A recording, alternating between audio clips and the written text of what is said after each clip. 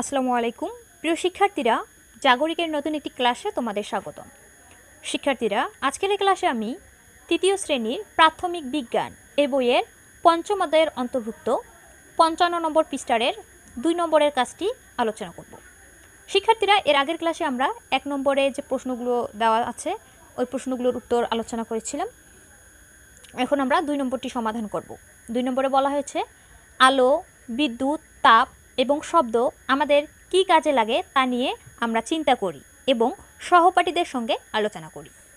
এই যে এখানে তাপ, বিদ্যুৎ, শব্দ, আলোর কথা বলা হয়েছে, এগুলো আমাদের কি কি কাজে লাগে সেগুলো আমরা প্রথমে নিজে নিজে চিন্তা করব এবং আমাদের যে সহপাঠী আছে তাদের সাথে আলোচনা করব। তো শিক্ষার্থীরা, এই আলো, বিদ্যুৎ, তাপ, শব্দ আমাদের কি কি কাজে লাগে সেগুলো তোমাদের সুবিধার্থে আমি সুন্দর করে তৈরি করে রেখেছি। চলো এখন আমরা সেগুলো দেখে নিই।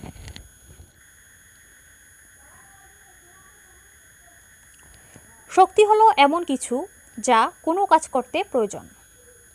আলোক শক্তি, বিদ্যুৎ শক্তি, তাপ শক্তি এবং শব্দ শক্তি হলো শক্তির বিভিন্ন রূপ। নিচে এগুলোর কাজ আলোচনা করা হলো।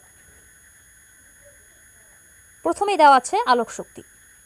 আলো এক ধরনের শক্তি যার সাহায্যে আমরা দেখি। আলো ছাড়া আমরা কোনো কিছুই দেখতে পারি না। প্রথম ছবিটিতে আলো ছাড়া অর্থাৎ অন্ধকারে দুজন ব্যক্তির কথোপকথন লেখা হয়েছে, কিন্তু একজন অপরজনকে দেখতে পাচ্ছে না, কারণ আলো ছাড়া কোনো কিছুই দেখা যায় না।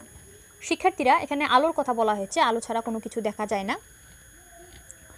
এবং এখানে বলা হয়েছে প্রথম ছবিতে আলো ছাড়া দুজন ব্যক্তির কথোপকথন লেখা আছে, যেখানে একজন অপরজনকে দেখতে পাচ্ছে না, তারা কথা বলছে কিন্তু দেখতে পাচ্ছে না, কারণ সেখানে আলো নেই, আর আলো ছাড়া দেখা যায় না। চলো আমরা সেই ছবিটি দেখে নেই। শিক্ষার্থীরা, এই হচ্ছে প্রথম ছবিটি, যেখানে দুজন কথা বলছে। একজন বলছে, তুমি কোথায়, আমি তোমাকে দেখতে পাচ্ছি না। অন্যজন বলছে, আমি এখানে। এই যে দুজন কথা বলছে, কথা শোনা যাচ্ছে কিন্তু একজন অপরজনকে দেখতে পারছে না। এখানে বলছে আমি তোমাকে দেখতে পাচ্ছি না, আর অন্যজন বলছে আমি এখানে। এখানে দেখতে পাচ্ছে না কারণ এখানে পর্যাপ্ত পরিমাণে আলো নেই, যার কারণে একে অপরকে দেখতে পাচ্ছে না, কিন্তু এখানে কথা শুনতে পাচ্ছে কারণ এখানে শব্দ শক্তি আছে। পরের শক্তিটি হচ্ছে বিদ্যুৎ শক্তি। বিদ্যুৎ হলো এমন এক ধরনের শক্তি যার সাহায্যে আমরা বিভিন্ন ধরনের বৈদ্যুতিক যন্ত্রপাতি চালাই, কিন্তু বিদ্যুৎ সংযোগ বিচ্ছিন্ন থাকলে কোনো প্রকার বৈদ্যুতিক যন্ত্র চালানো সম্ভব নয়। দ্বিতীয় ছবিটিতে মেয়েটি টেলিভিশন চালাতে পারছে না, কারণ টেলিভিশনে বৈদ্যুতিক সংযোগ বিচ্ছিন্ন রয়েছে, অর্থাৎ বৈদ্যুতিক সংযোগ বা ব্যাটারি ছাড়া বৈদ্যুতিক যন্ত্র চালানো সম্ভব নয়। শিক্ষার্থীরা, আমরা বিদ্যুৎ শক্তি সম্পর্কে জানলাম এবং এখানে বলা হয়েছে দ্বিতীয় ছবিটিতে একটি মেয়ে, সে টেলিভিশন চালাতে পারছে না কারণ সেখানে বৈদ্যুতিক সংযোগ বিচ্ছিন্ন। শিক্ষার্থীরা, এখানে দ্বিতীয় ছবি হচ্ছে এটি। এখানে একটি মেয়ে দেখা যাচ্ছে, এ বলছে আমি টেলিভিশন চালাতে পারছি না কেন। সে টেলিভিশন চালাতে পারছে না কারণ এই দেখো তার হাতে একটি বৈদ্যুতিক তার দেখা যাচ্ছে। এখান থেকে বোঝা যাচ্ছে তার টেলিভিশনে বিদ্যুৎ সংযোগ দেওয়া নেই, এখানে বিদ্যুৎ সংযোগ বিচ্ছিন্ন হয়েছে, তাই সে টেলিভিশন চালাতে পারছে না। তার মানে আমরা বুঝলাম বৈদ্যুতিক যন্ত্রপাতি ব্যবহার করতে হলে বিদ্যুৎ সংযুক্ত করতে হবে। এরপরের শক্তিটি হচ্ছে তাপ শক্তি। তাপ হলো এক ধরনের শক্তি যা কোনো বস্তুকে গরম রাখে। কোনো কিছু পোড়ালে আমরা তাপ পাই। সূর্য তাপের অন্যতম উৎস। তৃতীয় ছবিটিতে মেয়েটি ঠান্ডা লাগছে, অর্থাৎ মেয়েটি যেখানে রয়েছে সেখানে তাপ নেই, তাই মেয়েটির গরম না লেগে ঠান্ডা লাগছে।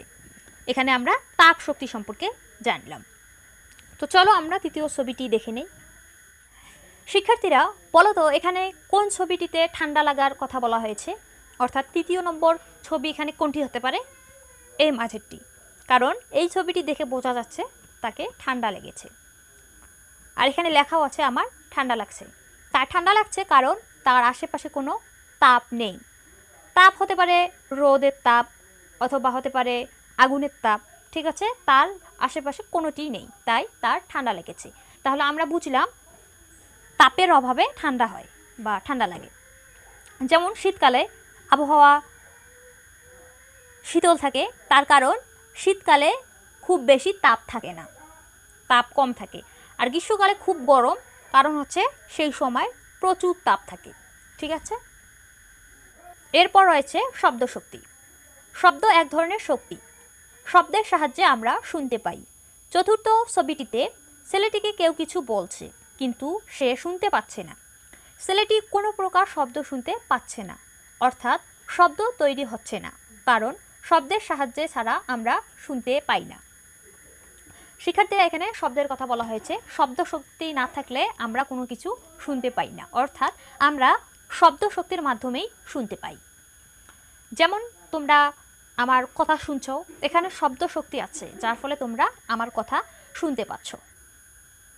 এই ছেলেটি বলছে, তুমি কি বলছো, আমি তোমার কথা শুনতে পাচ্ছি না। সে শুনতে পাচ্ছে না, কারণ সেখানে শব্দ শক্তি নেই। ঠিক আছে। তো শিক্ষার্থীরা, আমরা 2 নম্বরের কাজটি সম্পূর্ণ করলাম। এর পরের ক্লাসে আমরা 2 নম্বরে শক্তির ব্যবহার, এখানে অনেকগুলো কাজ দেওয়া আছে, এই কাজগুলো করব। তো শিক্ষার্থীরা, সে পর্যন্ত ভালো থেকো সবাই। ধন্যবাদ সবাইকে।